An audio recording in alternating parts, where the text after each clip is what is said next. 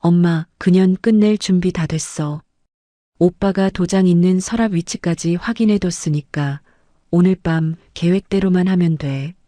제사상에 올릴 전을 붙이던 저는 시어머니의 핸드폰 화면에서 이 한 줄을 보고 온몸에 피가 얼어붙었습니다. 그날 밤 제사가 시작되기도 전에 저는 경찰서에 전화를 걸었습니다. 10년을 바친 며느리를 통째로 갈아치우려던 사람들. 하지만 그들은 몰랐습니다. 제 손안에 이미 그들 모두를 무너뜨릴 것이 쥐어져 있다는 사실을요. 이야기 시작 전 저희 채널을 구독해 주시면 오늘 하루 큰 행운이 가득하시길 빌겠습니다. 오늘의 사연 시작합니다. 금요일 저녁 오후 내내 제사 준비에 매달리던 저는 겉옷만 벗어 소파 팔걸이에 걸쳐두고 앞치마를 고참했습니다. 종갓집이라는 이름값을 하느라 시댁 제사는 1년에도 대여섯 번, 명절까지 합치면 10손가락이 모자랐지요. 회사 기획본부 팀장으로 하루 종일 회의에 시달리다 퇴근한 몸이었지만 시댁 부엌에서 저는 그저 전 부치는 며느리일 뿐이었습니다. 가스레인지 앞에 서서 동태전을 뒤집는데 튀는 기름이 손등에 닿을 때마다 따끔했습니다. 밀가루 반죽에 계란옷을 입히고 노릇하게 익은 전을 채반에 옮기고 또 새 반죽을 올리고 앞치마에는 이미 기름 냄새가 짙게 배어 있었지요. 팔이 저릴 때쯤 거실을 흘끗 봤습니다. 거실 소파에는 39 남편이 형광색 러닝 동호회 단체복을 입은 채 널브러져 있었습니다. 무슨 그리 재미난 것을 보는지 스마트폰 화면에 얼굴을 파묻고 실실 웃고 있더군요.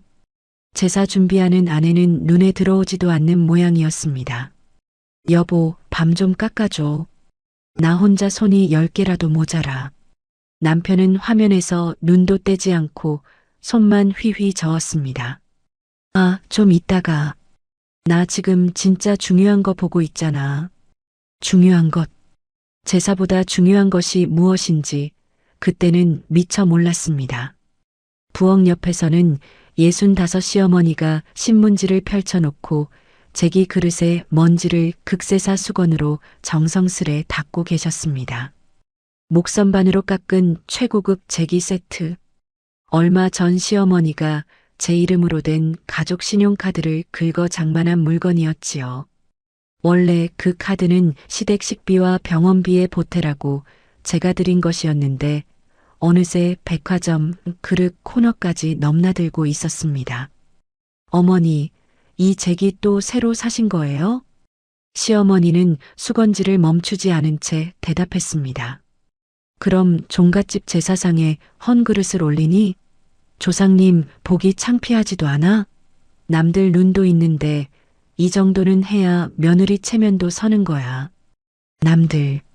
시어머니 입에서 남들이라는 말이 나올 때마다 저는 등에 식은땀이 흘렀습니다. 그 남들이라는 잣대에 맞추느라 제 월급이 다달이 얼마나 빠져나가는지 시어머니는 아마 헤아려 본 적도 없었을 겁니다. 거실 반대편 소파에는 35 시누이가 다리를 꼬고 누워 있었습니다.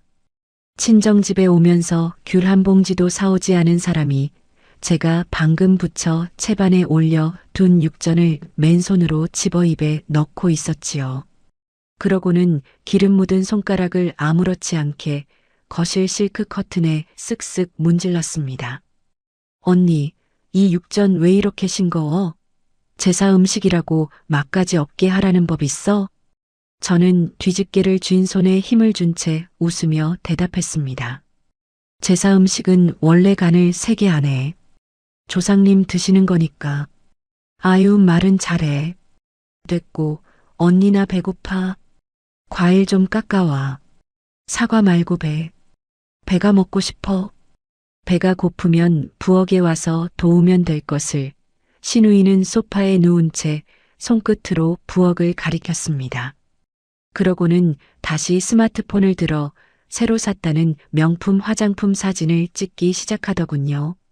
찰칵 찰칵 필터를 이리저리 바꿔가며 SNS에 올릴 사진을 고르는 소리가 제 귀에 유난히 크게 들렸습니다.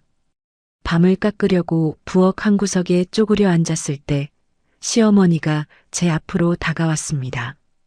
위아래로 저를 훑어보시더니 앞치마에 밴 기름 얼룩을 눈짓하며 혀를 찼지요. 쯧쯧, 꼴 좀 봐라. 며느리가 재산 아래 이렇게 흐트러져서야 되겠니? 내가 늘 말했지. 사람은 잘한 데가 다 티난다고. 어머니, 지금 그 말씀은 무슨 뜻이에요? 뭘 몰라서 묻니? 너희 친정 말이다. 그 낡은 빌라촌에서 자라서 그런가 회사에서 팀장이니 뭐니 해도 몸가짐은 못 속여. 시댁 어른들 오시는 날이면 좀 반듯해야지. 이런 데서 친정 가정교육이 다 보이는 거야. 밤을 쥔 손이 잠깐 멈췄습니다. 친정. 그 두 글자가 시어머니 입에서 나올 때마다 저는 가슴 한복판이 얼얼해지곤 했습니다. 노후 자금을 헐어 서울 외곽에 아파트 한 채를 마련해 주신 분들, 그 덕에 저희 부부가 대출 한 푼 없이 살고 있다는 사실을 시어머니는 늘 못 본 척했지요. 오히려 낡은 빌라촌에 사신다는 이유로 볼 때마다 사람의 격을 논하셨습니다. 저는 밤껍질을 벗기며 조용히 삼켰습니다. 어머니, 저희 부모님 함부로 말씀하지 마세요. 두 분도 평생 땀 흘려 저 키우셨어요. 오늘은 제사 준비만 하겠습니다. 시어머니는 코웃음을 치며 돌아섰습니다. 어머나, 이제 시어미가 말도 못하니? 팀장 자리 하나 달았다고 며느리가 아주 목에 힘이 들어갔네. 세상 참 좋아졌다. 말대꾸라니. 저는 그저 사실을 말했을 뿐인데. 하지만 여기서 언성을 높여봐야 결국 며느리 흉만 하나 더 늘 뿐이라는 것을 10년 세월이 저에게 가르쳐 주었습니다. 저는 다시 고개를 숙이고 밤을 깎았습니다. 10년 전 남편은 가진 것 없는 고학생이었습니다. 등록금이 없어 휴학을 고민하던 사람을 저는 아르바이트로 번 돈까지 보태가며 뒷바라지했지요. 졸업하고 취직할 때까지, 결혼하고 자리 잡을 때까지 제 월급은 늘 두 집 살림을 떠받쳤습니다. 시댁 전세금 대출 이자만 남편 몫이었고 나머지는 시댁 생활비도 시어머니 병원비도 명절 비용도 오롯이 제 통장에서 빠져나갔습니다. 그런데 어느 순간부터 남편이 이상해지기 시작했습니다. 제가 팀장으로 승진하고 연봉이 오르고 회사에서 인정받을수록 남편의 표정은 묘하게 굳어갔지요. 축하한다는 말 대신 당신은 좋겠네. 혼자 잘 나가서 는 말이 돌아왔고 그마저도 어느 날부터는 아예 밤마다 집을 비우는 것으로 바뀌었습니다. 런닝 동호회. 처음엔 건강 챙긴다니 다행이라 여겼습니다. 부엌에서 밤을 마저 깎고 일어서는데 남편이 물을 마시러 왔습니다. 그때 남편의 스마트폰이 연달아 진동했습니다. 지잉, 지잉, 지잉. 남편은 화면을 흘끗 보더니 저와 눈이 마주치자 급히 화면을 가슴께로 돌려가렸습니다. 마치 보여선 안 될 무언가를 감추듯이. 누구야? 이렇게 계속 울리는데. 그냥 동호회 단톡방이야. 별것도 아닌데 왜 그렇게 봐? 말은 별거 아니라면서 남편은 냉장고 문을 거칠게 쾅 닫고는 저와 눈도 마주치지 않았습니다. 물컵을 싱크대에 대충 내려놓더니 갑자기 목소리를 높였습니다. 엄마, 나 잠깐만 나갔다 올게. 동호회 임원진 긴급회의에 잡혔대. 중요한 일이래. 거실에서 시어머니의 목소리가 날아왔습니다. 아이고, 우리 아들 바쁜 몸이지. 이런 집안일은 며느리가 하면 돼. 얼른 다녀와라. 밤길 조심하고. 저는 뒤집개를 내려놓고 남편을 붙잡았습니다. 여보, 오늘 제삿날이야. 꼭 지금 나가야 해? 어른들 오시기 전에 상 차려야 하잖아. 남편은 벌써 현관에서 신발을 꿰고 있었습니다. 금방 온다니까. 내가 놀러 가는 것도 아니고 회의라잖아. 당신이 좀 알아서 해.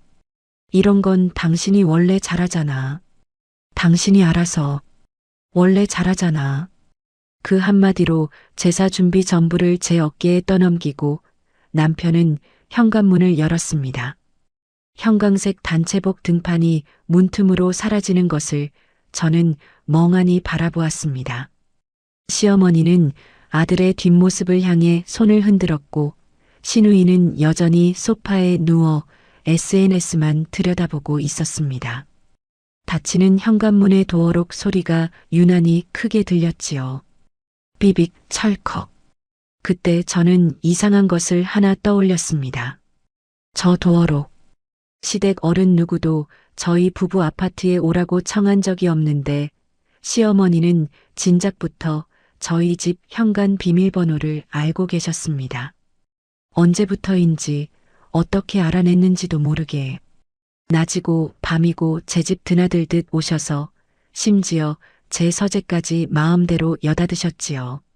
시어미가 며느리 살림 좀 들여다보는 게 뭐가 그렇게 큰일이냐는 말로 늘 넘어가셨지만 저는 다시 부엌으로 돌아와 도마 앞에 섰습니다. 산적에 올릴 고기를 썰려고 칼을 쥐었는데 손끝이 미세하게 떨렸습니다. 화면을 감추던 남편의 손짓, 진동하던 스마트폰, 회의라며 서둘러 사라진 뒷모습, 며칠 전부터 마음에 걸려있던 것들이 다시 떠올랐습니다. 하나하나는 별것 아닌 듯 했지만 자꾸만 마음 한구석에서 떨어지지 않았습니다. 거실에서는 시어머니와 시누이가 예능 프로그램을 보며 깔깔 웃고 있었습니다. 저 혼자 부엌에 서서 10명분 제사 음식을 앞에 두고 저는 도마 위에 칼을 꽉 쥐었습니다. 언니, 탕국 냄새 왜 이래? 상한 거 아니야? 제사상 망치면 언니가 책임질 거야? 시누이의 목소리가 등 뒤에서 날아왔습니다. 저는 대답하지 않고 국자로 탕국을 저었습니다. 뜨거운 김이 얼굴로 확 올라왔습니다. 그 김 너머로 저는 어쩐지 오늘 밤 무언가 잘못되어 가고 있다는 예감을 삼켰습니다. 아직은 아무것도 확실하지 않았습니다. 그저 기름 냄새 밴 앞치마를 고쳐 매고 저는 다시 전을 붙이기 시작했지요. 지잉, 지잉. 이번엔 시어머니의 스마트폰이 식탁 위에서 진동하는 소리가 들렸습니다. 하지만 그때만 해도 저는 그 작은 진동 하나가 제 10년을 통째로 뒤흔들 시작점이라는 것을 알지 못했습니다. 며칠 전 주말 오전이었습니다.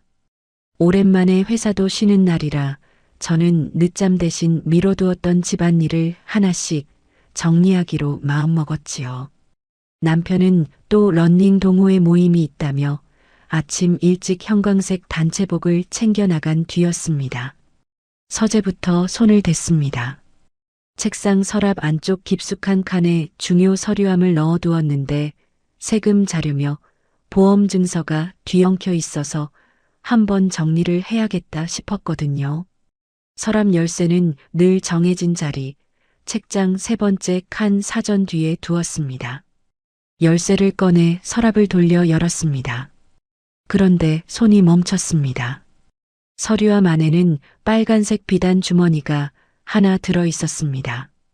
제 인감도장을 넣어두는 주머니였지요. 저는 그 주머니를 늘 2번 감아 꼭 묶어두는 버릇이 있었습니다. 친정어머니가 물려주신 습관이었는데 도장은 사람 목숨줄이나 다름없으니 함부로 굴리지 말라고 늘 당부하셨거든요. 그런데 그 매듭이 헐겁게 풀려 있었습니다. 가슴이 서늘해졌습니다. 조심스럽게 주머니를 열어보니 안에 있어야 할 인감도장이 케이스 밖으로 굴러나와 서랍 바닥 구석에 덩그러니 뒹굴고 있었습니다. 마치 누군가 급히 꺼냈다가 다시 넣으면서 케이스에 제대로 끼우지 못한 것처럼요. 저는 도장을 집어 손바닥에 올려놓고 한참을 들여다봤습니다. 인주 자국은 없었습니다. 최근에 어디 찍은 흔적은 아닌 듯 했지요. 하지만 위치가 바뀌었다는 사실만으로도 등골이 오싹했습니다. 이 서랍 열쇠가 어디 있는지 아는 사람은 저와 남편 둘뿐이었습니다. 저는 지난 며칠 서재 서랍을 연 적이 없었고요. 그렇다면 남편이었습니다. 남편이 저에게 한마디 상의도 없이 제 인감도장을 꺼냈다는 뜻이었습니다. 무엇 때문에? 머릿속에서 여러 생각이 뒤엉켰지만 저는 일단 도장을 케이스에 정확히 끼워 넣고 주머니를 다시 2번 감아 꼭 묶었습니다. 그러고는 서류함을 원래대로 서랍에 넣고 잠갔지요. 손끝이 조금 떨렸지만 애써 마음을 눌렀습니다. 아직은 아무것도 아니라고, 남편이 무슨 일로 잠깐 꺼내본 것일 수도 있다고 그렇게 저 자신을 다독였습니다. 서재를 나와 거실로 향하는데 현관에서 도어록 누르는 소리가 났습니다. 비비빅. 제가 누른 게 아니었지요. 문이 열리고 시어머니와 시누이가 당연하다는 듯 들어섰습니다. 어머니, 오셨어요? 연락도 없이 이렇게 들어오시면 제가 놀라잖아요. 연락? 며느리 집에 시어미가 오는데 허락이라도 받아야 하니? 별꼴을 다 보겠네. 시어머니는 신발을 벗어 아무렇게나 벗어두고 곧장 거실 소파로 가 가장 편한 자리를 차지하고 앉았습니다. 시누이도 뒤따라 들어와 그 옆에 털썩 주저앉았지요. 2 사람 다 저희 집을 제 집처럼 여겼습니다. 하긴 비밀번호까지 알고 수시로 드나드는 사이에 새삼 낯설 것도 없었겠지요. 시어머니는 들고 온 종이 가방에서 영수증 뭉치를 꺼내 탁자 위에 쏟아 놓았습니다. 마트 영수증, 백화점 영수증, 약국 영수증이 뒤섞여 있었습니다. 민지야, 이번 달부터 카드 한도 300만 원으로 올려라. 말 나온 김에 오늘 바로 해. 저는 소파 맞은편에 앉으며 되물었습니다.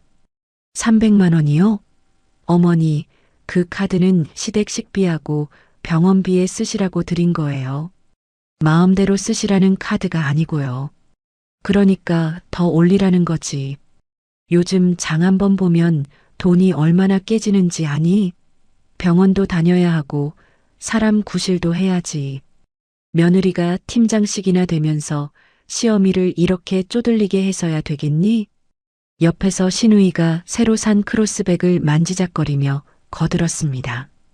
백화점 명품관에서 100만 원 넘게 주고 샀다는 가방이었지요. 가죽을 손끝으로 쓰다듬으면서 시누이는 저를 힐끗 봤습니다. 맞아, 언니. 요즘 300만 원이 돈이야? 언니 월급이면 그 정도는 눈 감고도 해주겠구만. 시댁 식구 굶기려고 그러는 거야? 저는 탁자 위에 쏟아진 영수증을 하나씩 넘겨봤습니다. 식비와 병원비 영수증 사이로 백화점 그릇 코너 영수증과 화장품 영수증이 섞여 있었습니다. 목선반 제기 세트 결제 내역도 거기 있었지요.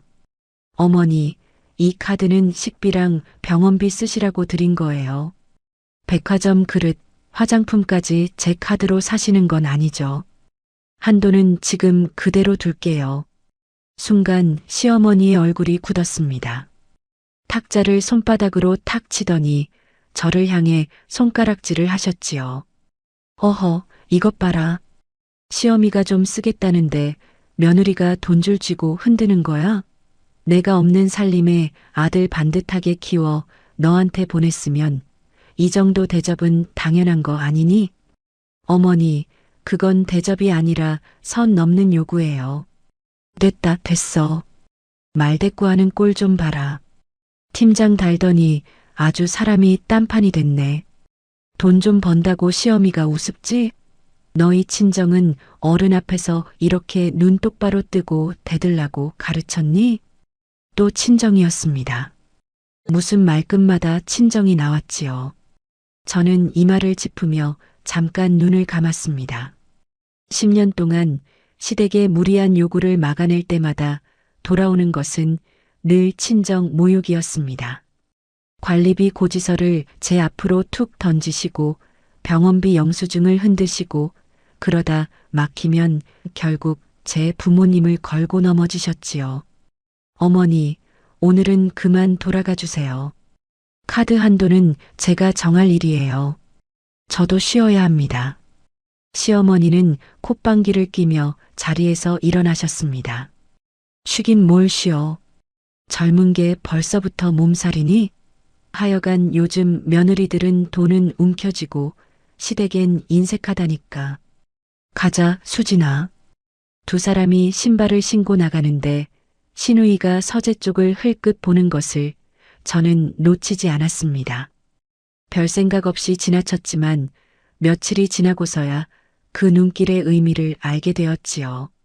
시댁 식구들이 돌아간 뒤 저는 소파에 앉아 스마트폰으로 카드 앱을 열었습니다. 이번 달 결제 내역을 쭉 넘겨보는데 낯선 항목 하나가 눈에 들어왔습니다. 남편 이름으로 결제된 강남의 어느 여성 의류 매장. 금액도 적지 않았습니다. 남편이 여성 의류 매장에서 옷을 샀다. 제 옷은 아니었습니다. 저는 그 매장에 가본 적도 없었으니까요. 손이 차가워졌습니다. 그날 밤 남편은 11시가 훌쩍 넘어서야 집에 들어왔습니다. 현관문을 열고 들어서는 순간 익숙하지 않은 냄새가 확 끼쳤습니다. 땀 냄새가 아니었습니다. 짙고 달콤한 여성용 향수 냄새였지요. 러닝을 하고 왔다는 사람에게서 왜 그런 냄새가 나는지 저는 물끄러미 남편을 바라봤습니다. 운동은 잘했어? 땀 냄새보다 다른 냄새가 먼저 나네. 오늘 좀 빡세게 뛰었어. 괜히 예민하게 굴지 마. 남편이 형광색 단체복 점퍼를 벗어 소파에 던지는데 주머니에서 종이 한 장이 팔랑 떨어졌습니다. 구겨진 영수증이었지요. 저는 그것을 집어들었습니다. 강남의 고급 레스토랑, 코스 요리 2인 세트, 와인 한 병. 결제 시각은 저녁 8시였습니다. 여보, 이거 뭐야? 런닝 동호회에서 2인 코스 요리를 먹어? 남편이 화들짝 놀라 다가오더니 제 손에서 영수증을 낚아챘습니다. 아, 그거 동호회 회식하고 남은 거야. 당신은 왜 남의 주머니까지 뒤져? 진짜 피곤하게 군다. 뒤진 게 아니라 떨어진 걸 주운 거야. 그리고 회식이면 왜 2인이야? 와인은 왜 있고? 따로 계산한 거라니까. 사람마다 나눠서. 아, 나 피곤해. 집에 오자마자 취조하듯이 굴지 좀 마.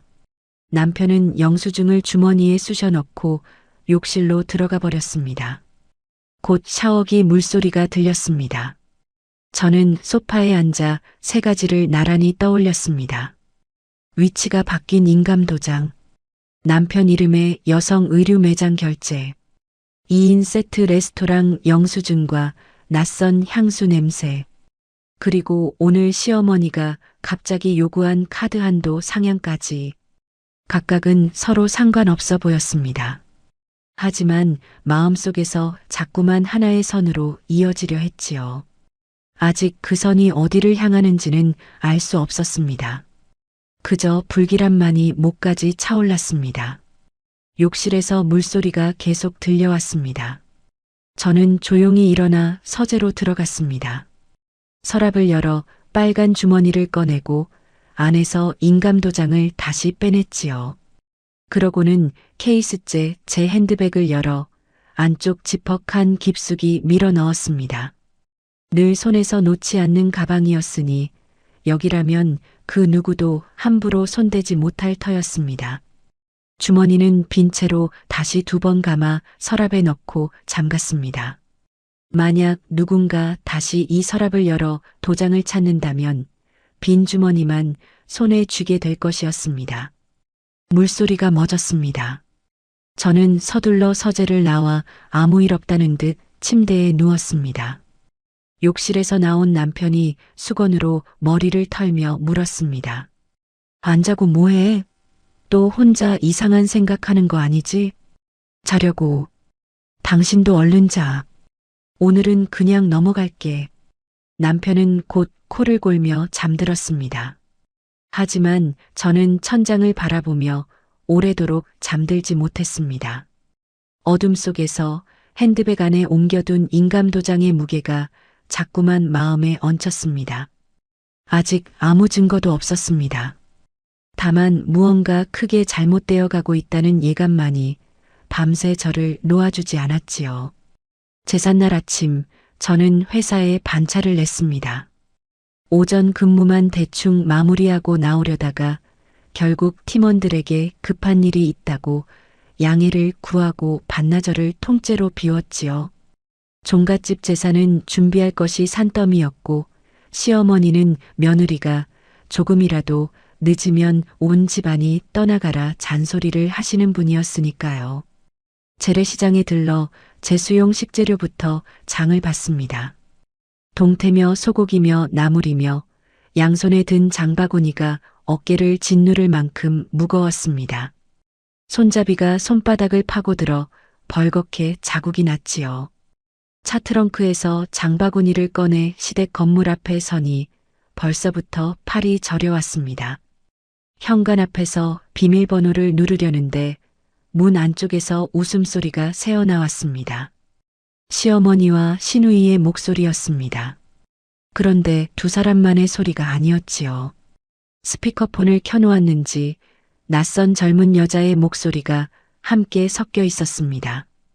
어머님, 이번 명절엔 제가 꼭 갈게요. 예쁜 앞치마 하나 사서요. 전이든 뭐든 제가 다 할게요. 어머님은 앉아서 쉬기만 하세요. 싹싹하고 간드러진 목소리였습니다. 그러자 시어머니가 아주 흡족한 웃음을 터뜨리셨지요. 아이고, 우리 혜정이 말하는 것 좀 봐. 그래, 이런 애가 집안에 들어와야 집안이 환해지지. 지금 며느리는 전 하나 붙이면서도 얼굴을 팍팍 구기는데 넌 어쩜 그렇게 살갑니다. 어머님도 참. 저는 어머님 모시는 게 좋아요. 방도 제일 큰 걸로 어머님 드릴게요. 저는 작은 방이면 충분해요. 오냐 오냐 우리 혜정이.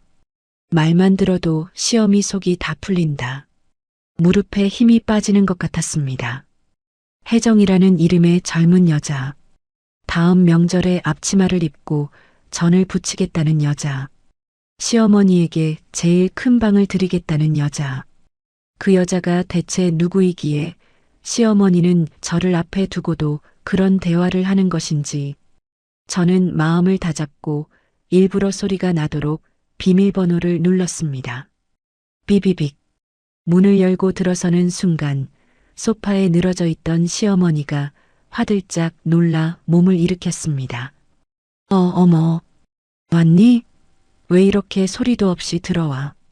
시어머니는 급히 스마트폰 종료 버튼을 누르고 어색하게 헛기침을 연발했습니다.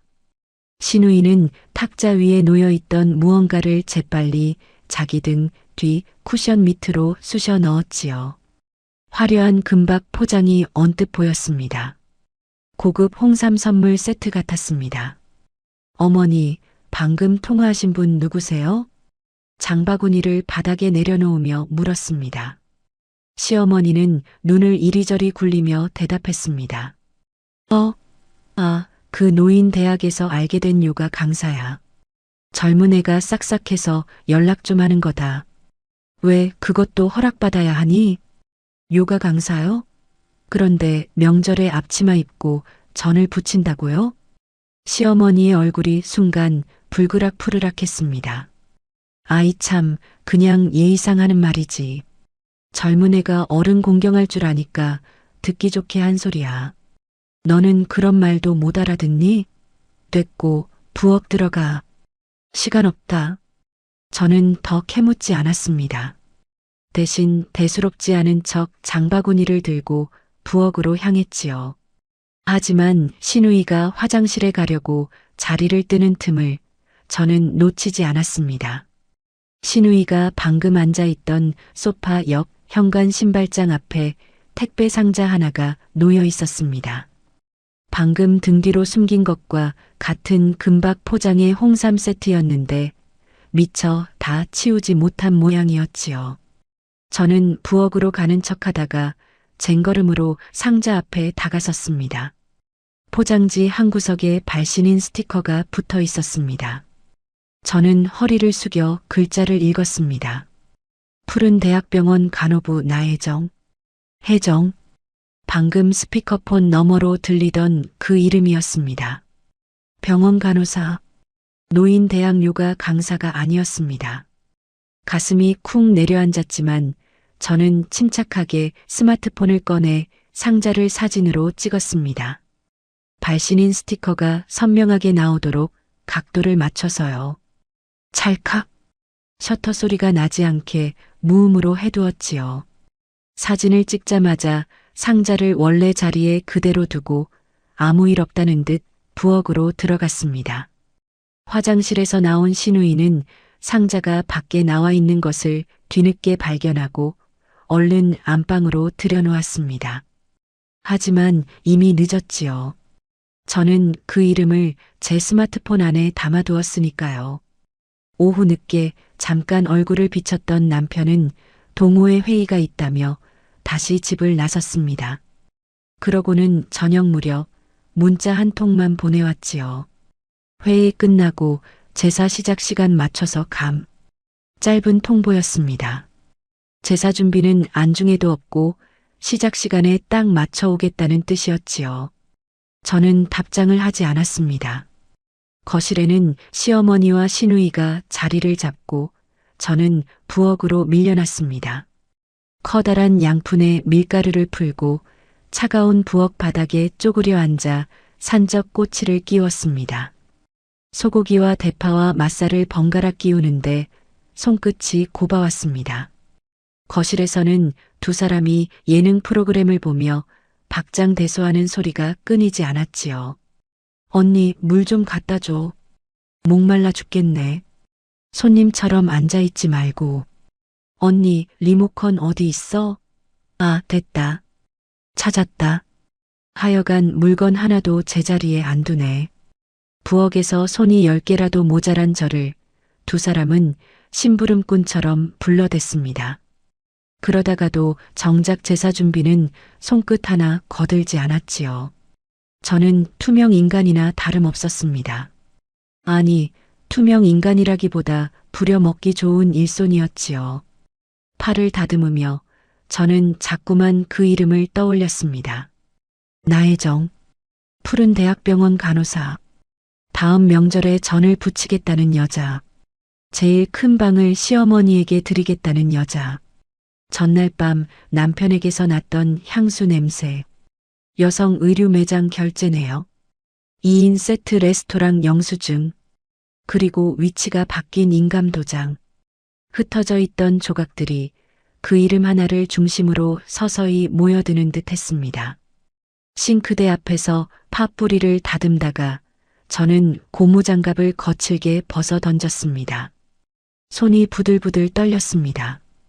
어두워지기 시작한 부엌 창밖을 멍하니 바라보며 거친 숨을 몰아쉬었지요.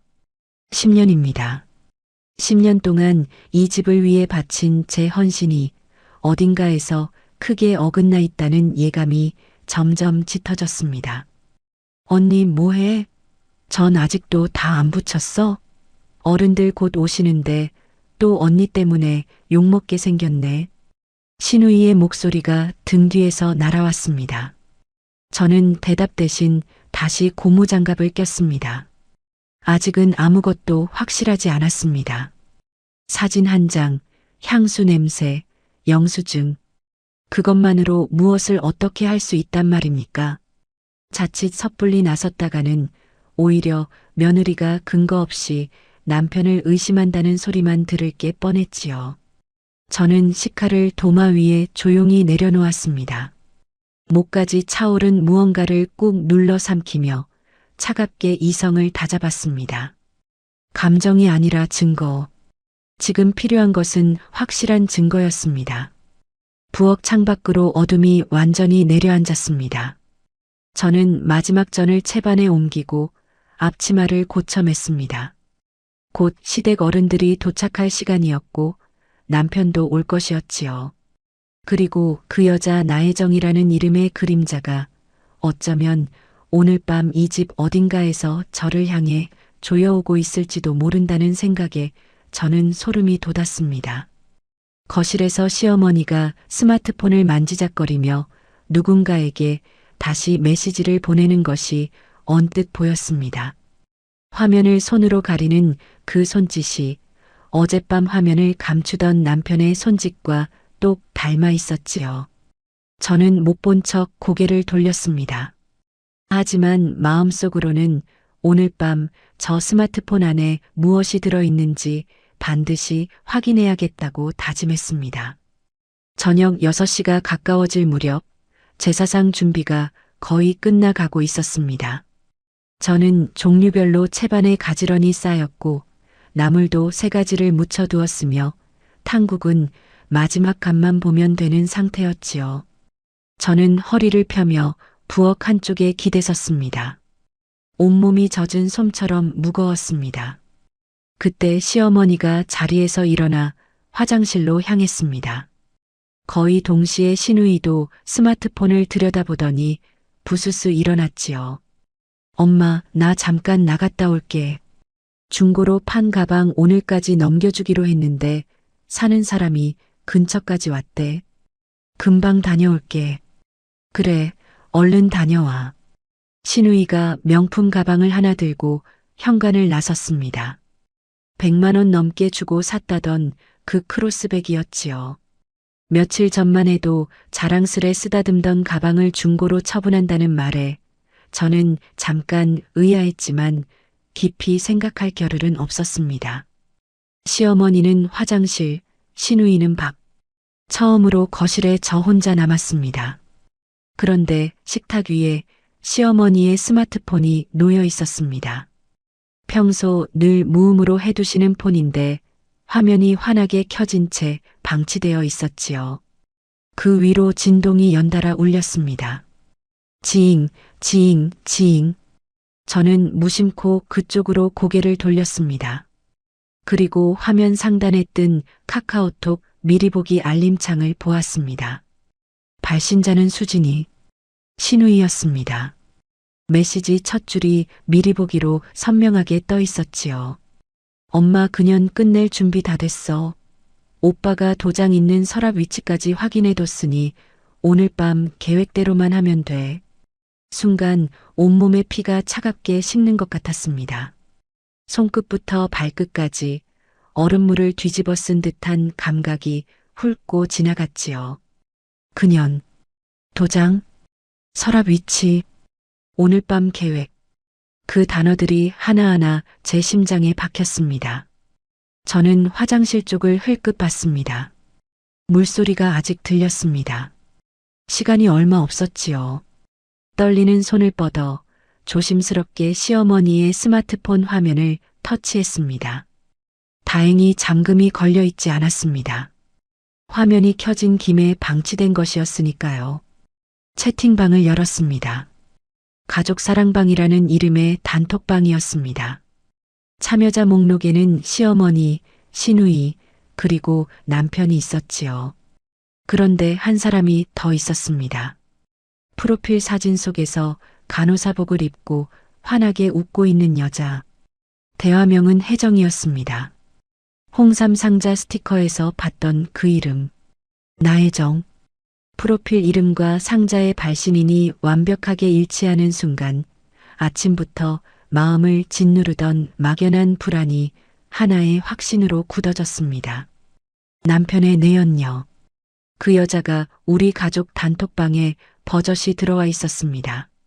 저는 화장실 물소리에 귀를 기울이며 미친 듯이 대화 내용을 위로 올렸습니다.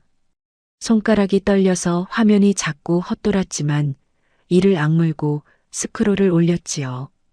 그리고 저는 두 눈으로 그들의 계획을 확인했습니다. 혜정이라는 여자가 남긴 메시지가 먼저 눈에 들어왔습니다. 수혁 오빠 명의로 아파트 넘어오면 바로 인테리어 들어갈게요. 어머님 방은 제일 큰 걸로 빼드릴게요. 안방 화장실 딸린 방이요. 시누이가 답했습니다. 언니 취향 확실하네 키읔키읔 근데 아파트 명의부터 정리해야지. 오빠가 형수 인감도장 서랍에서 확인했대. 이혼만 성립되면 지분 뜯어내는 거 어렵지 않아.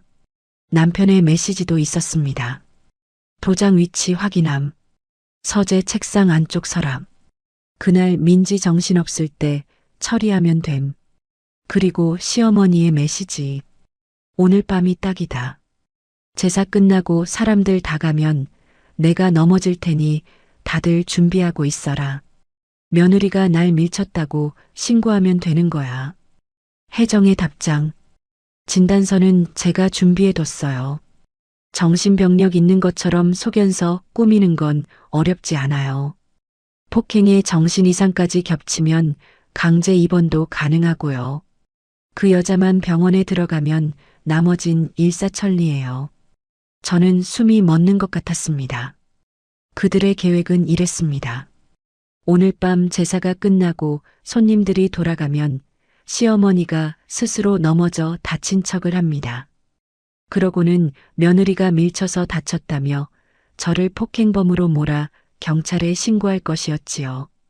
동시에 간호사인 혜정이 미리 준비해둔 허위 진단서로 저를 정신 이상자로 만들어 강제 입원까지 시키려는 계획이었습니다.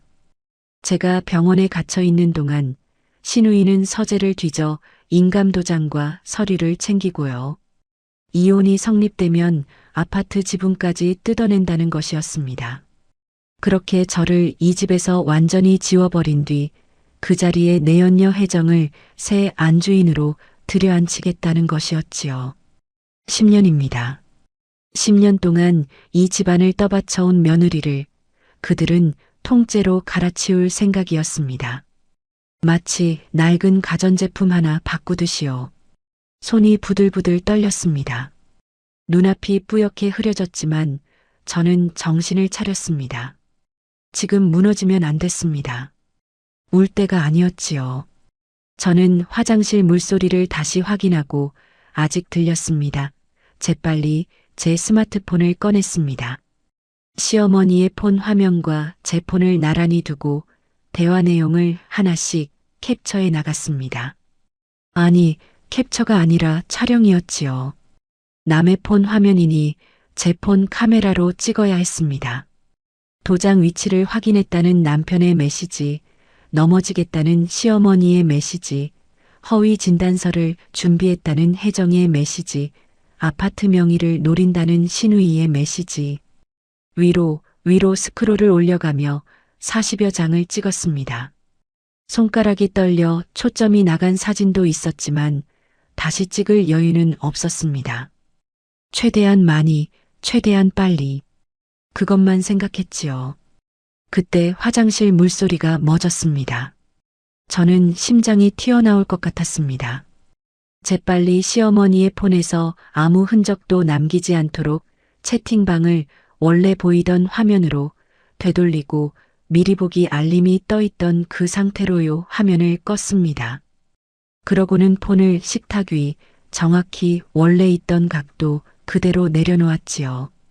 제 폰은 앞치마 주머니 깊숙이 찔러 넣었습니다. 화장실 문고리가 달그락거렸습니다. 저는 아무 일 없다는 듯 싱크대 앞으로 돌아가 탕국 냄비의 뚜껑을 열고 국자를 저었습니다. 뜨거운 김이 얼굴로 확 올라왔지요.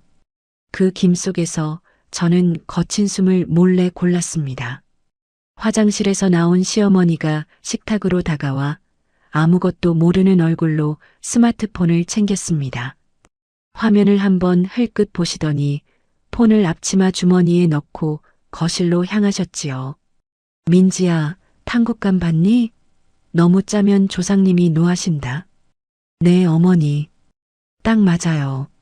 목소리가 떨리지 않도록 저는 온 힘을 다해 눌렀습니다. 시어머니가 소파에 앉아 텔레비전을 켜는 소리를 들으며 저는 싱크대를 두 손으로 꽉 붙잡았습니다. 속에서 무언가 울컥 치밀어 올랐지요. 분노인지 배신감인지 구역질인지 그 모든 것이 뒤엉킨 덩어리였습니다. 가정을 지키겠다고, 이 집안을 지키겠다고 발버둥 친 10년이었습니다. 시어머니의 친정 모욕도 시누이의 무례도 남편의 무신경도 전부 삼키며 견뎌온 세월이었지요. 그런데 그들에게 저는 그저 벗겨 먹기 좋은 고깃덩어리에 불과했던 겁니다. 필요한 것만 뜯어먹고 다 발라내면 버릴.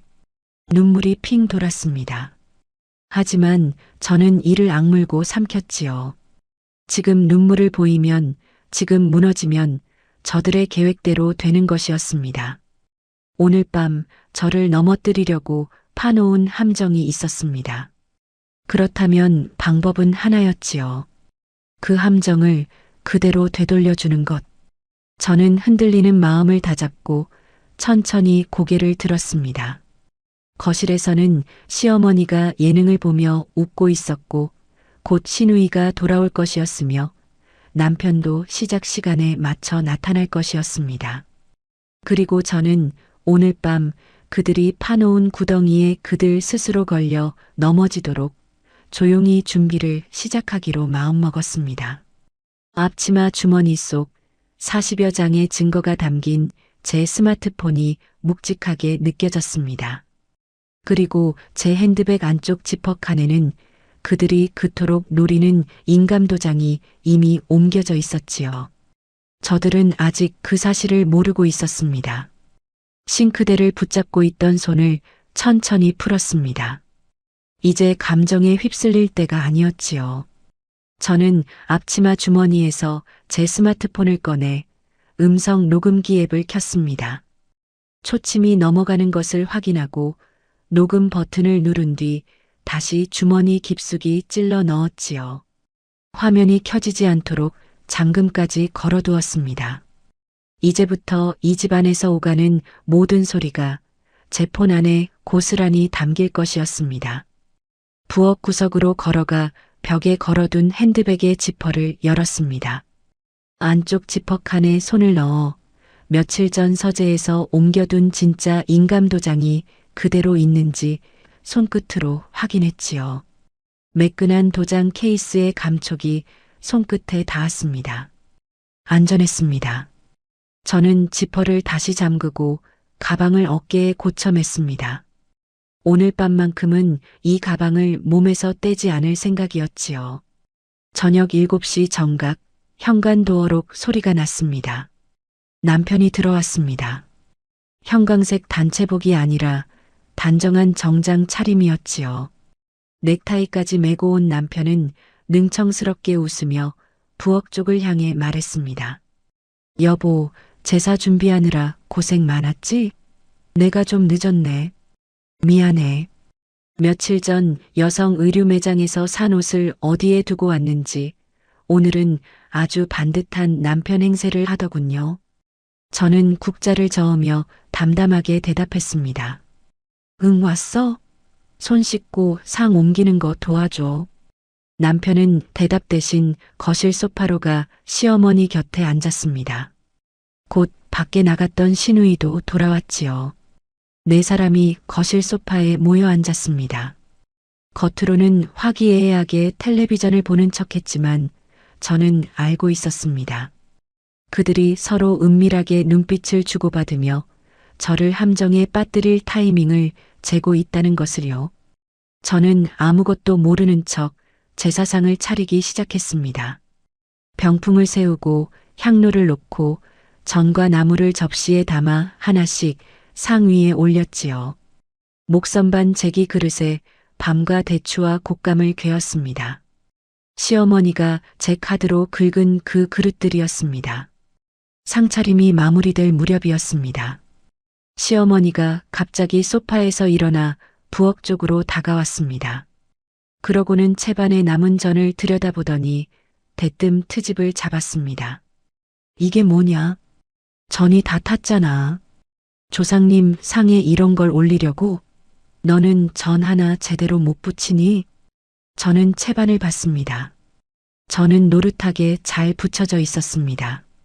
탄 곳은 어디에도 없었지요. 어머니, 전 안 탔는데요.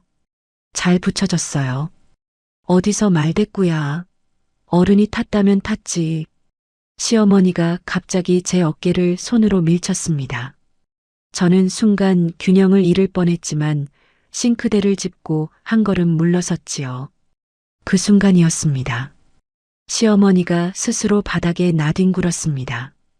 과장된 몸짓으로 팔을 휘저으며 주저앉더니 다리를 붙잡고 비명을 질렀습니다. 아이고, 내 다리. 며느리가 시어미를 밀쳐서 다리가 부러졌다. 사람 살려. 저는 어깨를 밀치지 않았습니다. 손끝 하나 대지 않았지요. 오히려 밀친 것은 시어머니 쪽이었습니다. 하지만 시어머니는 마치 제가 밀어 넘어뜨린 것처럼 바닥에서 몸부림을 쳤습니다. 거실에 앉아있던 남편과 시누이가 기다렸다는 듯 달려왔습니다.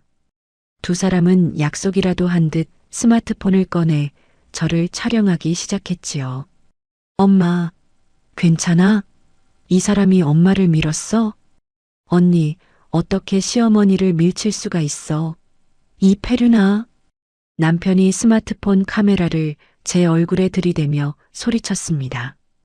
봐라, 다들 봤지? 민지 네가 엄마 밀친 거. 이거 다 녹화됐어. 그들이 함정의 방아쇠를 스스로 당긴 순간이었습니다. 자해극, 그리고 촬영. 계획대로라면 이제 경찰을 불러 저를 폭행범으로 넘기고 정신병원에 밀어 넣을 차례였지요. 하지만 저는 당황하지 않았습니다. 오히려 차갑게 웃었지요. 앞치마 주머니에서 녹음 중인 스마트폰을 꺼냈습니다. 그들 눈앞에서 잠금을 풀고 곧바로 112를 눌렀습니다. 그러고는 스피커폰으로 전화했지요. 연결음이 거실에 크게 울려 퍼졌습니다. 네, 112입니다. 저는 또렷한 목소리로 말했습니다. 신고합니다. 여기 시댁인데요. 시어머니가 스스로 넘어져 놓고 며느리인 저에게 밀쳐서 다쳤다며 허위로 몰고 있습니다. 자해 공갈입니다. 그리고 저를 폭행범으로 신고한 뒤 간호사인 남편의 내연녀가 허위 진단서를 만들어 저를 정신병원에 강제 입원시키려는 계획이 있습니다. 특수 협박이고 사기 이혼 공모입니다. 관련 증거를 전부 확보하고 있습니다. 주소는 거실의 공기가 순식간에 얼어붙었습니다. 바닥에서 다리를 붙잡고 신음하던 시어머니가 우뚝 멈췄습니다. 남편의 얼굴이 하얗게 질렸지요. 시누이는 스마트폰을 든 손을 어정쩡하게 내렸습니다. 저를 촬영하던 카메라들이 갈 곳을 잃고 허공을 떠돌았습니다. 경찰에게 주소를 불러주고 곧 도착한다는 안내를 받은 뒤 전화를 끊었습니다. 하지만 녹음은 계속되고 있었지요. 저는 폰을 다시 주머니에 넣었습니다. 10년입니다. 10년 동안 참았던 것이 그 순간 터져나왔습니다. 저는 싱크대 하부장을 열어 검은 쓰레기 봉투를 한 장 뜯었습니다. 그러고는 제사상으로 걸어가 시어머니가 제 카드로 긁어 애지중지하던 목선반 제기 그릇들을 그 위에 괴어둔 정과 나물과 함께 봉투 안으로 쓸어 담기 시작했습니다. 뭐 하는 거야? 그거 비싼 거야. 시어머니가 벌떡 일어났습니다. 부러졌다던 다리로 아주 잘도 일어나시더군요. 저는 그 모습을 흘끗 보며 말했습니다. 어머, 다리 다 나으셨네요. 부러졌다면서요. 시어머니의 얼굴이 벌겋게 달아올랐습니다. 남편이 제 앞을 가로막으며 소리쳤습니다. 야, 김민지, 너 미쳤어? 그만해. 저는 남편을 밀어내고 제사상 앞에 섰습니다. 잘 차려진 상 모서리에 두 손을 얹었지요. 그리고 온 힘을 다해 상을 거실 바닥을 향해 밀어 넘어뜨렸습니다. 와장창 굉음과 함께 상이 뒤집혔습니다. 탕국이 쏟아지고 나물이 사방으로 튀고 촛대가 바닥을 나뒹굴었지요. 향로에서 재가 흩어지고 제기 그릇들이 바닥에 부딪혀 요란한 소리를 냈습니다. 순식간에 거실은 난장판이 되었습니다. 와장창 소리가 잦아든 뒤 거실에는 무거운 정적만 남았습니다. 시어머니가 헛바람을 들이켜는 소리, 그리고 제 거친 숨소리 뿐이었지요. 저는 입을 다물지 못하는 네 사람을 향해 녹음 중인 스마트폰을 허공에 보란 듯이 흔들었습니다. 방금 어머니 자해극 여기 다 녹음됐어요. 내가 넘어질 테니 준비하고 있어라던 것도 진단서 준비했다던 것도 전부 다. 신우이가 파랗게 질려 물었습니다. 언니 그걸 어떻게. 저는 대답 대신 스마트폰 사진첩을 열어 그들 앞에 화면을 들이댔습니다. 단톡방 캡처 40장 넘게 있어요. 가족 사랑방 말이에요. 그년 끝낼 준비 다 됐다던 그 대화, 도장 위치 확인했다던 것, 아파트 명에 뜯어낸다던 것, 혜정 씨가 허위 진단서 준비했다던 것까지 전부 다 여기 있어요. 남편이 그제야 정신을 차린 듯 짐승처럼 제게 달려들었습니다. 스마트폰을 빼앗으려는 것이었지요. 일이네. 그거 내놔. 저는 어깨에 맨 핸드백을 방패 삼아 남편을 매몰차게 밀쳐냈습니다. 남편이 휘청하며 뒤로 물러난 사이 저는 현관문 쪽으로 걸음을 옮겼지요. 손에는 여전히 녹음 중인 폰을 쥔 채로요. 소용없어. 이미 클라우드에 백업됐으니까. 폰 뺏어도 아무 소용없어. 남편은 다시 달려들려다가 제 말에 우뚝 멈춰 섰습니다. 얼굴이 백지장처럼 하얗게 질려 있었지요. 네 사람이 우왕좌왕하는 사이 저는 현관 앞에 흐트러짐 없는 자세로 섰습니다. 어깨에 맨 가방 안에는 그들이 노리던 인감도장이 있었고 손에는 그들의 죄를 낱낱이 담은 증거가 있었으며 클라우드에는 이미 사본이 올라가 있었습니다. 멀리서 사이렌 소리가 들려오기 시작했습니다. 점점 가까워지는 그 소리를 저는 조용히 서서 기다렸습니다. 등 뒤에서는 엎어진 제사상 옆에 주저앉은 시어머니의 신음과 남편의 거친 숨소리와 신우이가 흐느끼는 소리가 뒤섞여 들려왔지요. 10년 며느리를 통째로 갈아치우려던 그들의 완벽한 계획은 그 순간 완벽하게 무너지고 있었습니다. 정확히 5분 뒤였습니다. 아파트 아래에서 사이렌 소리가 멎더니 곧 복도를 다급히 걸어오는 발소리가 들렸습니다.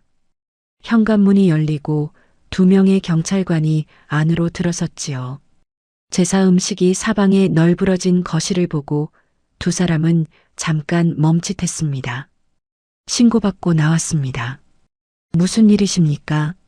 말이 떨어지기 무섭게 시어머니가 바닥에 주저앉은 채 경찰관의 바짓가랑이를 붙잡았습니다. 아이고, 경찰관 양반. 우리 며느리가 미쳤어요. 갑자기 제사상을 엎고 난동을 부려요. 나를 밀쳐서 다리도 부러뜨리고 저 사람 좀 잡아가요.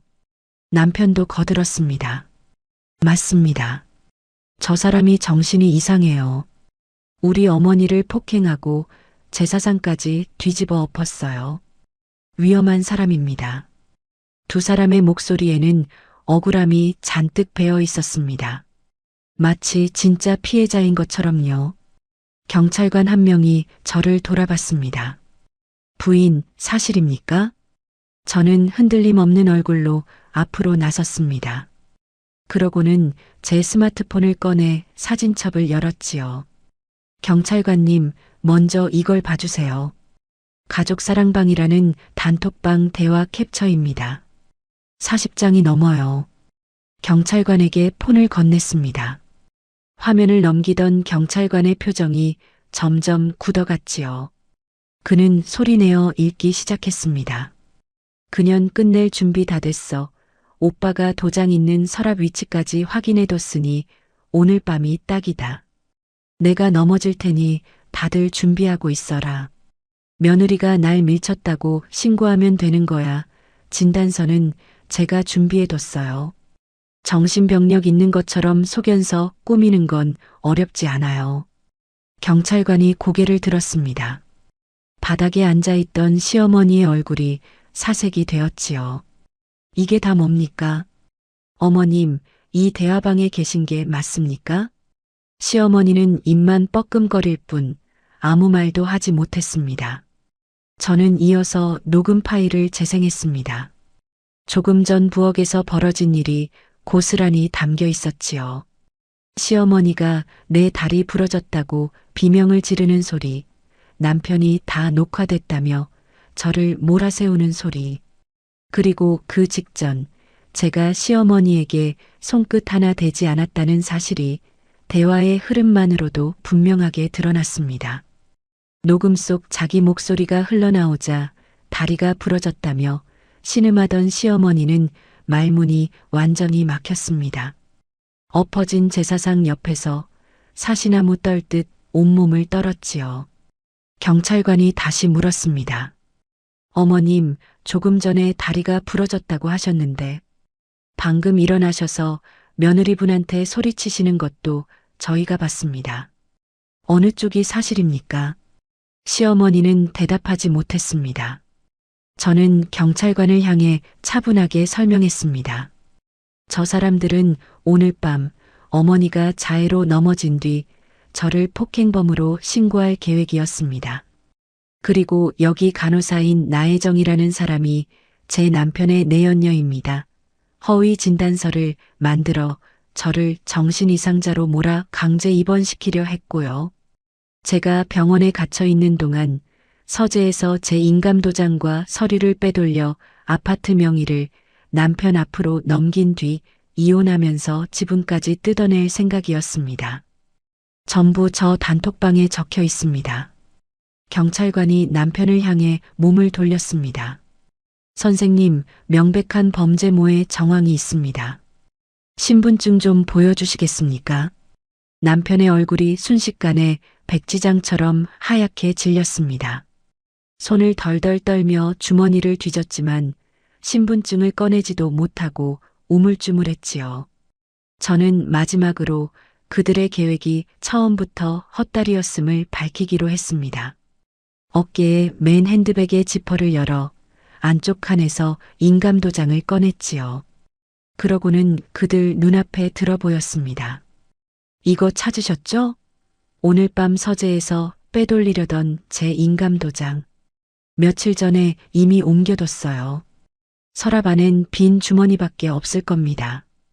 당신들 계획은 처음부터 헛다리였어요. 남편의 입에서 신음 같은 소리가 새어나왔습니다. 도장이 이미 사라진 줄도 모르고 서랍 위치까지 확인했다며 큰 소리쳤던 것이지요. 신우이가 뒤늦게 상황을 파악하고 슬금슬금 뒷걸음질을 쳤습니다. 하지만 경찰관이 이미 세 사람의 인적사항을 확인하고 있었지요. 경찰관이 상황 조서를 작성하기 시작하자 저는 현관 신발장 위로 걸어갔습니다. 거기 놓여있던 시댁 생활비용 가족 신용카드를 집어들었지요. 시어머니가 그토록 한도를 올려달라던 백화점 그릇과 화장품을 긁던 그 카드였습니다. 핸드백에서 가위를 꺼냈습니다. 그러고는 시댁 식구들이 보는 앞에서 카드를 정확히 반으로 잘랐지요.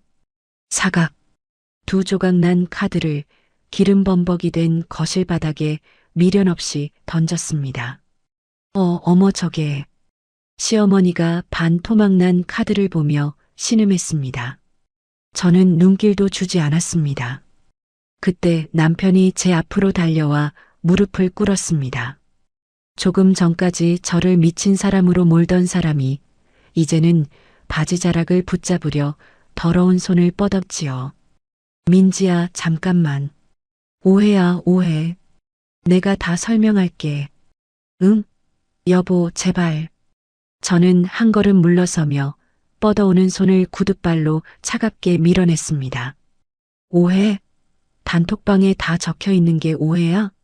당신들이 찬찬히 뜯어먹으려던 내 아파트, 내 돈, 이제 1원 한 푼도 못 가져가. 국물도 없어.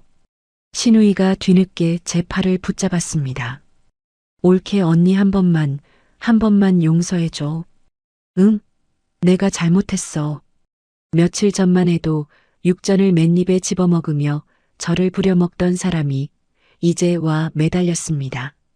저는 오물 묻은 벌레를 털어내듯 그 손을 뿌리쳤지요.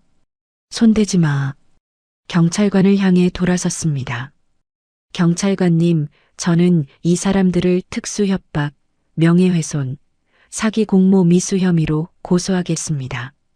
며칠 안에 고소장 접수할게요. 추가 증거 제출하고 고소인 조사받으러 지정된 날짜에 경찰서로 출석하겠습니다. 네, 알겠습니다.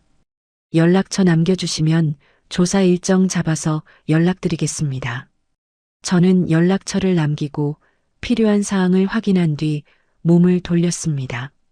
엎어진 제사상, 바닥에 주저앉은 시어머니, 무릎 꿇은 남편, 흐느끼는 시누이.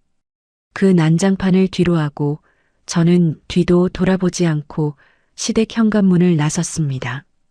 차가운 밤 공기가 얼굴에 닿았습니다. 10년 동안 저를 짓누르던 것들이 그 문 안에 그대로 남아 있었지요. 저는 크게 숨을 들이마셨습니다. 폐속까지 시원한 공기가 들어찼습니다. 아파트 단지를 빠져나와 세워둔 제 차에 올라탔습니다. 운전석 문을 닫고 잠깐 핸들에 이마를 기댔지요. 손이 그제야 조금 떨렸습니다. 하지만 눈물은 나오지 않았습니다. 울음보다 먼저 해야 할 일이 있었으니까요. 시동을 켜고 블루투스로 전화를 걸었습니다. 평소 회사 일로 몇 번 만난 적 있는 법무팀 소속 변호사였지요. 늦은 시간이었지만 사정을 아는 사람에게 먼저 연락해야 했습니다. 신호가 두어 번 가고 상대가 전화를 받았습니다. 변호사님, 늦은 시간에 죄송합니다. 김민지입니다.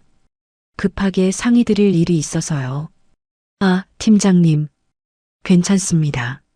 말씀하세요. 저는 오늘 밤 있었던 일을 차분하게 정리해 전했습니다. 단톡방 증거, 녹음 파일, 자해극, 그리고 남편의 외도와 명예 강탈 시도까지요. 증거는 확실히 확보하셨네요. 이 정도면 유책 배우자 입증은 어렵지 않습니다. 이혼 소장 준비하고 재산 보전을 위한 가압류부터 서두르는 게 좋겠습니다. 남편 급여 통장과 시댁 전세금 반환 채권을 묶어두어야 나중에 재산 빼돌리는 걸 막을 수 있습니다. 네. 최대한 빨리 착수해 주세요. 상간녀에 대한 소송도 함께 준비하고 싶습니다. 신원 특정할 증거는 제가 갖고 있어요. 알겠습니다. 내일 아침 바로 뵙지요. 오늘은 우선 증거부터 안전하게 백업해 두시고요. 몸 조심하세요, 팀장님. 전화를 끊었습니다. 차창 밖으로 시댁이 있는 건물이 저 멀리 보였습니다. 불 켜진 창문 안에서 지금쯤 네 사람은 서로를 원망하며 무너지고 있겠지요. 저는 기어를 넣고 천천히 차를 몰아 그곳을 빠져나왔습니다. 뒤도 돌아보지 않았습니다. 오늘 밤이 지난 10년의 끝이자 새로운 시작이라는 것을 저는 알고 있었습니다. 다음 주부터 톱니바퀴가 하나씩 맞물려 돌아가기 시작했습니다. 제 소송 대리인은 그 다음 날 아침 곧바로 움직였습니다. 법원에 소명 자료와 담보를 갖춰 가압류를 신청했지요. 단톡방 캡처 40여 장, 녹음 파일, 그리고 남편의 외도를 입증하는 카드 결제 내역과 영수증까지 증거가 워낙 명백했던 터라 인용 결정은 빠르게 떨어졌습니다. 가압류 결정이 나오자마자 남편의 급여 통장이 묶였습니다. 시댁 전세금 반환 채권에도 집행이 들어갔지요. 남편은 월급을 받아도 마음대로 쓸 수 없게 되었고 시댁은 전세 계약이 끝나도 보증금을 온전히 돌려받지 못하게 되었습니다. 뒤이어 나혜정 앞으로 서류가 송달되었습니다. 5천만 원의 상간녀 위자료 청구 소장이었지요. 함께 그녀가 근무하는 푸른 대학병원 간호부로 직장 내 불륜 사실을 알리는 내용 증명도 발송되었습니다. 증거는 완벽했습니다. 홍삼 상자에 붙어 있던 푸른 대학병원 간호부 나혜정 발신인 스티커, 사진, 그리고 단톡방 프로필과 대화 내용. 여기에 간호사 신분을 악용해 본처를 허위 진단서로 정신병원에 넣으려 한 정황까지 드러나자 병원 안에서 그녀를 둘러싼 소문이 삽시간에 퍼졌습니다. 환자를 돌봐야 할 간호사가 멀쩡한 사람을 정신 이상자로 조작하려 했다는 이야기는 병원으로선 결코 덮을 수 없는 문제였지요. 감사에 회부된 나혜정은 며칠 만에 권고사직 처리를 받았습니다.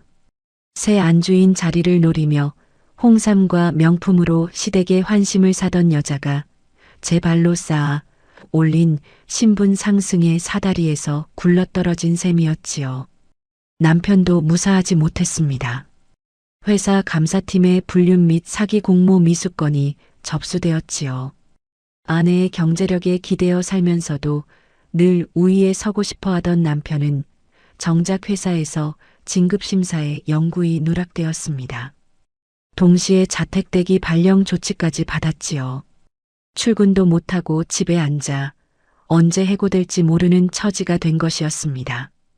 얼마 뒤 시어머니와 시누이에게도 현실이 닥쳤습니다.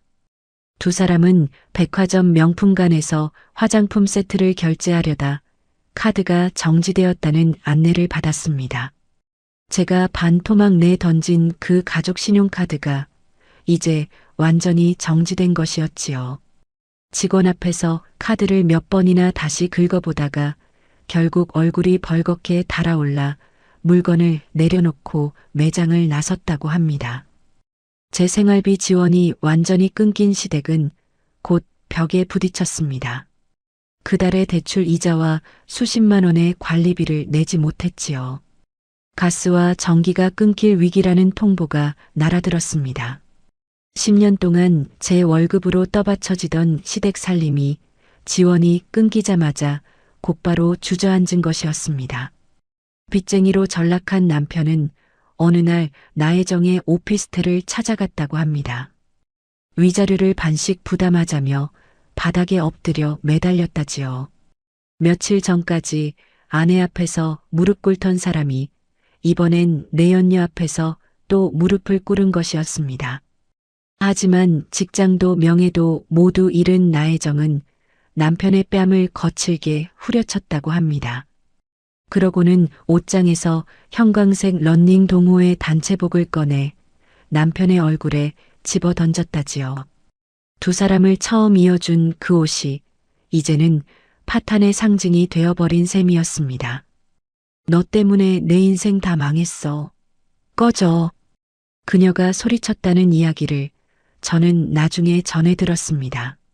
아파트와 새 안주인 자리를 노리던 두 사람의 얄팍한 동맹은 얻을 것이 없어지자 그렇게 서로를 물어뜯으며 무너졌지요. 저는 거기서 멈추지 않았습니다. 지난 10년간 시댁의 생활비와 병원비로 송금한 내역을 은행 거래 기록을 통해 모조리 취합했지요. 통장을 한 장 한 장 넘기며 다달이 빠져나간 금액을 정리했습니다. 적지 않은 액수였습니다. 저는 이것을 근거로 부당이득 반환 청구 소송까지 추가로 묶었지요. 이 정도 자료면 시댁 식구들이 며느리 돈을 어떻게 써왔는지 법정에서 명확히 드러날 겁니다. 변호사의 말에 저는 고개를 끄덕였습니다. 그동안 당연한 듯 뜯겨온 돈을 이제는 한 푼까지 따져 물을 생각이었지요. 집도 손봤습니다. 인감도장을 도둑맞을 뻔했던 서재의 자물쇠를 새 것으로 교체했지요. 현관 도어록도 지문 인식형으로 바꿨습니다. 시어머니가 제 집 드나들듯 하던 비밀번호는 이제 아무 소용이 없어졌습니다. 제 지문 없이는 그 누구도 이 집에 발을 들릴 수 없게 되었지요. 제 공간과 자산을 저는 그들의 탐욕으로부터 철저하게 차단했습니다. 며칠 뒤였습니다. 회사에서 한창 회의를 준비하는데 1층 로비에서 소란이 일었다는 연락이 왔습니다. 내려가 보니 빈털터리가 된 세 사람 남편과 시어머니와 시누이 이 로비에 진을 치고 있었지요. 헝클어진 머리에 초췌한 몰골로 저를 한 번만 만나 달라며 울며불며 난동을 부리고 있었습니다. 민지야, 제발 한 번만 얘기 좀 하자. 올케 언니, 우리 다 죽게 생겼어. 제발. 로비를 오가던 직원들과 방문객들이 힐끗힐끗 그 광경을 쳐다봤습니다. 저는 천천히 그들 앞으로 걸어갔지요. 바닥에 주저앉은 세 사람의 비참한 몰골을 차가운 시선으로 내려다봤습니다. 남편이 제 구두코를 붙잡고 눈물을 쏟았습니다. 여보, 내가 잘못했어. 다시 시작하자. 응? 나 이제 갈 데도 없어. 저는 단 한 발짝도 물러서지 않았습니다. 바닥에 엎드린 남편을 쓰레기 보듯 내려다볼 뿐이었지요. 10년 전 등록금이 없어 휴학을 고민하던 가난한 고학생을 뒷바라지했던 마음은 이미 오래전에 말라버렸습니다. 할 말 없어. 법정에서 봐. 짧게 말하고 저는 보안 요원을 향해 손짓했습니다. 이분들 영업 방해 중이에요. 지금 당장 내보내 주시고 계속 소란 피우면 경찰에 신고해 주세요. 보안 요원 2명이 다가와 세 사람을 일으켜 세웠습니다. 시어머니가 발버둥을 치며 소리쳤지요. 이 매정한 거사, 내가 너를 어떻게 키운 며느리인데 어디서 시어미한테 이래. 키운 며느리라니. 저는 그 말에 잠깐 걸음을 멈췄지만 이내 돌아섰습니다. 대꾸할 가치조차 없는 말이었지요. 보안 요원들에게 질질 끌려나가는 세 사람의 절규가 로비에 울려 퍼졌습니다. 하지만 저는 일말의 동요도 없이 돌아섰지요. 등 뒤에서 들려오는 소리를 그대로 흘려보내며 임원 전용 엘리베이터를 향해 걸었습니다. 엘리베이터 문이 닫혔습니다. 거울에 비친 제 얼굴은 놀랍도록 차분했지요. 10년 동안 저를 올가매던 것들이 하나씩 떨어져 나가고 있었습니다. 저는 거울 속 제 모습을 바라보며 조용히 숨을 골랐습니다. 아직 끝난 것은 아니었지요. 법정이 남아 있었으니까요. 하지만 저는 이미 알고 있었습니다. 이 싸움의 끝이 어디로 향하는지를요. 3개월 뒤였습니다. 가정법원의 판결이 나오던 날 저는 소송 대리인과 나란히 법정에 앉아 있었습니다. 재판부는 제가 제출한 녹취록과 단톡방 캡처, 카드 결제 내역과 영수증 등 명백한 증거를 하나하나 검토한 뒤인 남편의 유책 사유를 100% 인정했습니다. 피고의 부정행위 및 재산 강탈 공모가 명백히 인정되므로 판사의 목소리가 법정에 울려 퍼졌습니다. 재판부는 이혼 성립과 함께 위자료 및 재산 분할 청구 소송에서 저의 완전한 승소 판결을 내렸지요. 남편의 경제적 권리는 사실상 전부 박탈되었습니다. 저는 담담하게 판결을 들었습니다. 피고석에 앉은 남편은 고개를 푹 숙인 채 끝내 저와 눈을 마주치지 못했지요.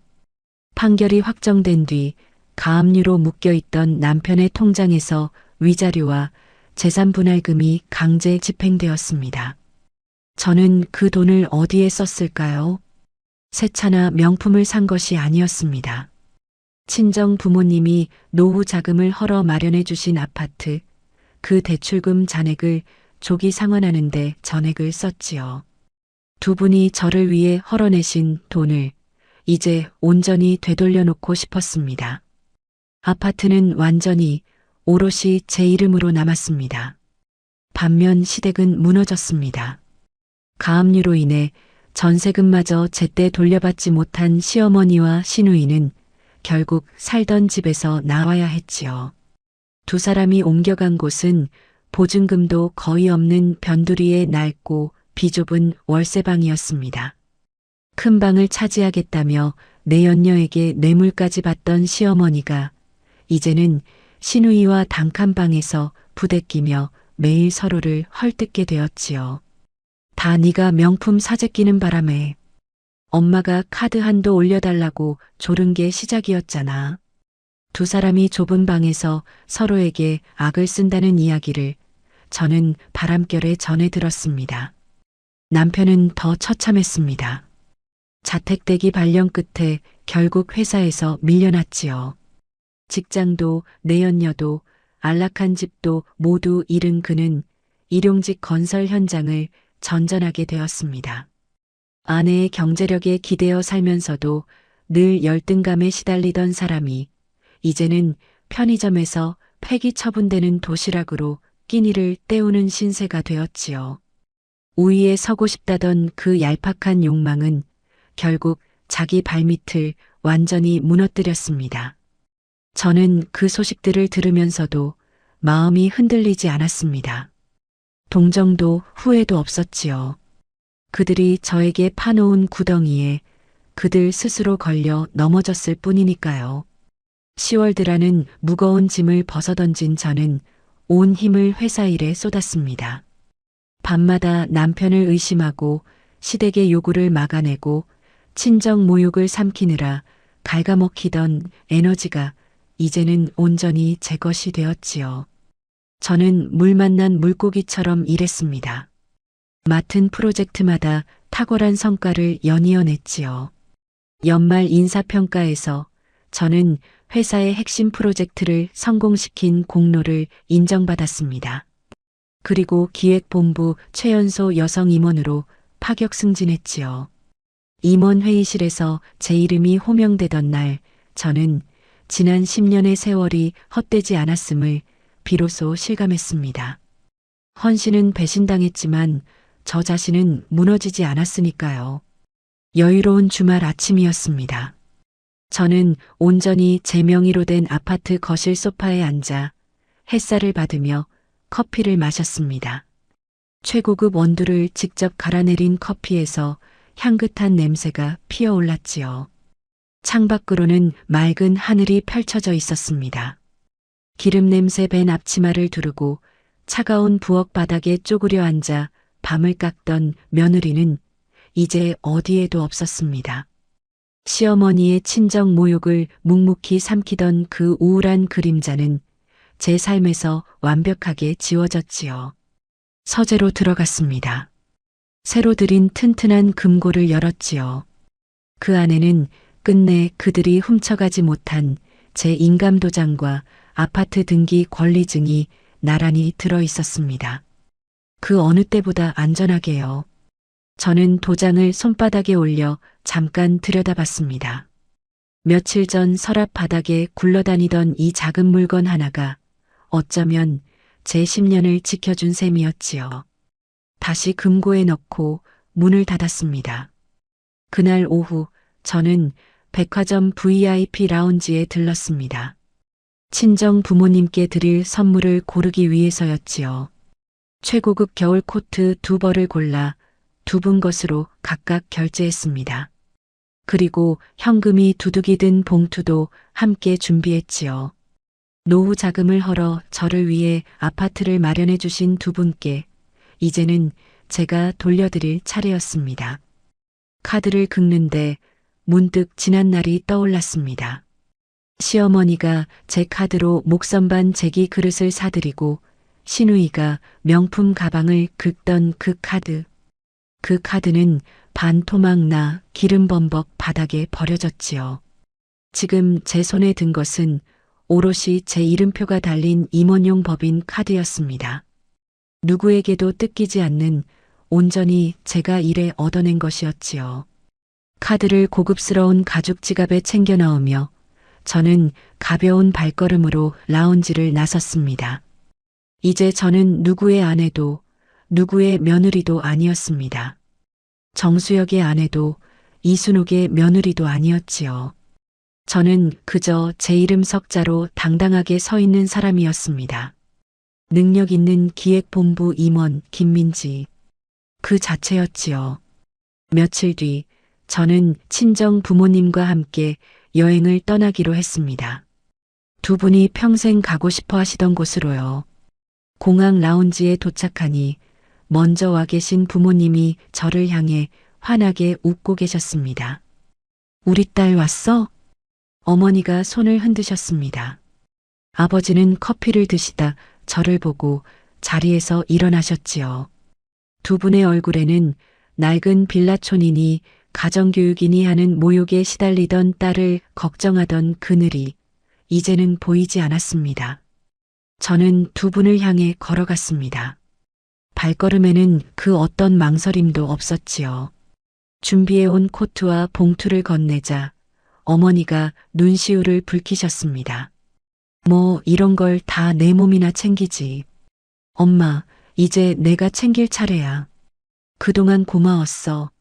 아버지가 제 어깨를 툭툭 두드리셨습니다.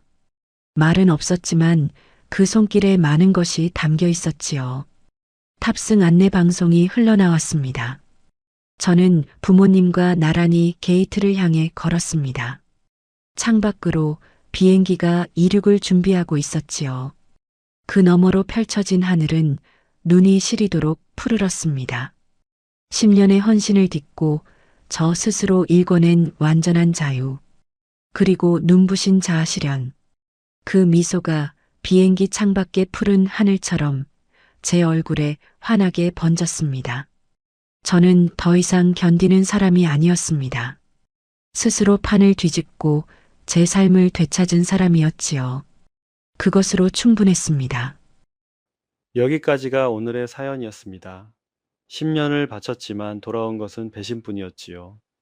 하지만 김민지 씨는 눈물로 무너지는 대신 침착하게 증거를 모으고 스스로 판을 뒤집었습니다. 참고 견디는 것만이 답은 아니라는 것을 그녀는 온몸으로 보여주었지요. 혹시 지금 누군가에게 부당한 일을 당하고 계신 분이 있다면 오늘 이 이야기가 작은 용기가 되었으면 좋겠습니다. 나를 지키는 일에 늦은 때란 없으니까요. 이야기를 끝까지 들어주셨다면 잘 들었다고 댓글 하나만 남겨주세요. 구독과 좋아요를 눌러주시는 모든 분들이 행복하시길 기원합니다. 오늘 함께 해주셔서 정말 감사합니다.